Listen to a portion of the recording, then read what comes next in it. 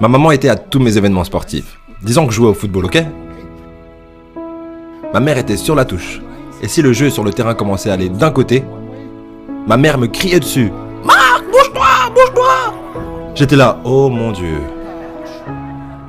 Et on se rassemble avec les autres gars de l'équipe et ils disent, Marc, est-ce que c'est ta mère? Je réponds, non, je l'ai jamais vue de ma vie. Le plus beau cadeau que ma mère m'a donné. Elle croyait en moi. J'ai fait des overdoses sous drogue à 3 occasions où j'aurais dû mourir. Mais je crois qu'on m'a gardé ici pour une raison. Montrez-moi vos amis, je vous montrerai votre futur. Comment est-ce que je sais ça? Je traînais avec des losers et je suis devenu le plus gros loser parmi eux parce que j'ai abandonné absolument tout, ce dont je rêvais quand j'étais un petit garçon, à cause des gens avec lesquels j'ai décidé de m'entourer. Mes amis me ramenaient à 2 ou 3 heures du mat. On était bourrés, foncés à rire dans la voiture.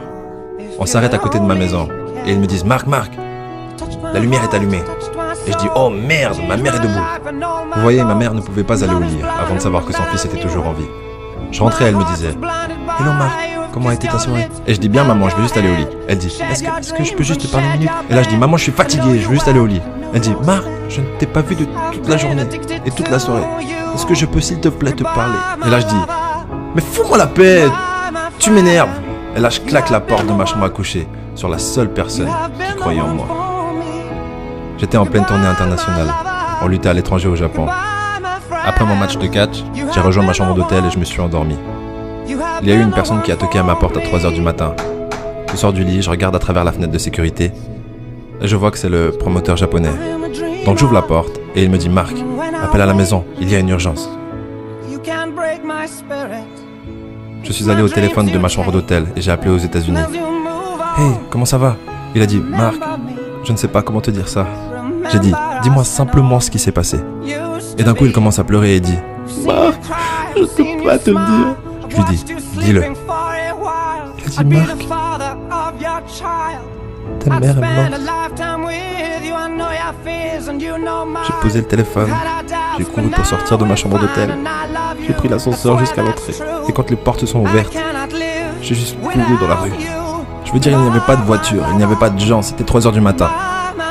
Et je marchais au milieu de la rue, à Hiroshima, au Japon.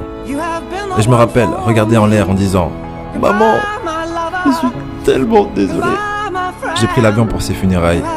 J'étais tellement nerveux de devoir marcher jusqu'à son cercueil, alors je suis resté dans le fond. Et je continuais à regarder à distance, et je n'arrêtais pas de penser « Maman, s'il te plaît, lève-toi. S'il te plaît, lève-toi. » Et j'ai finalement eu le courage de marcher jusqu'à elle.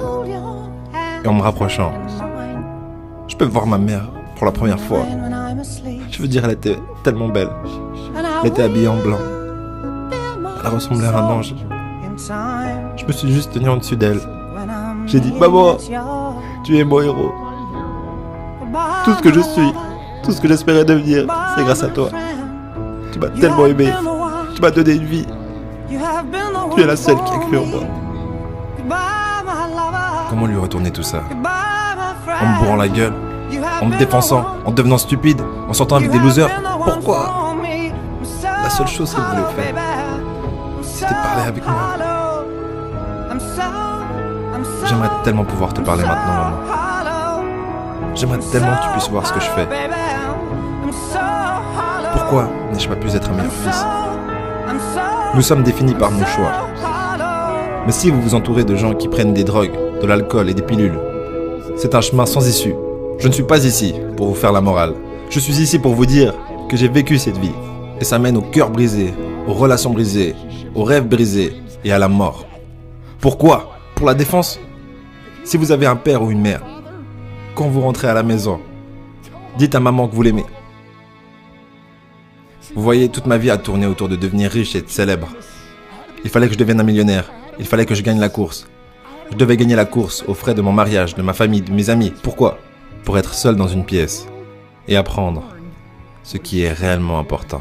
Et ceci est à quel point précieux est ce cadeau qui est la vie et nos familles. Et à quelle vitesse cela peut nous être pris. Vous savez, je ne vis plus le temps. Je vis les moments.